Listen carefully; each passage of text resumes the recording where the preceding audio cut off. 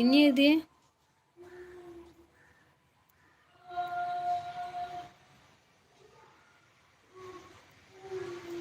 ഇനി എഴുതിയേ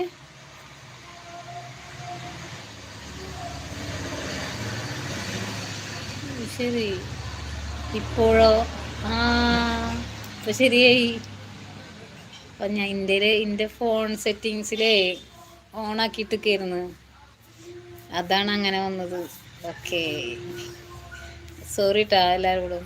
ഞാൻ വിചാരിച്ചു നിങ്ങളങ്ങനെ എഴുതിയതാന്നാ.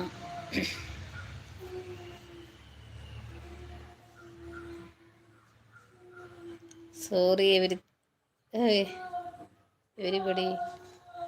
എനിക്ക് ഇംഗ്ലീഷ് എൻ്റെ പേര് മാത്രം അറിയാൻ അറിയുള്ളൂ. ഞാൻ എങ്ങനെ ഇത്രയും വലിയ ഇംഗ്ലീഷൊക്കെ ടൈപ്പ് ചെയ്യുക? ഇത്തിരി ഇംഗ്ലീഷ് അറിയണമെങ്കിൽ ഞാൻ ഇവിടുത്തെ ആരായിരിക്കും ആയേനെ.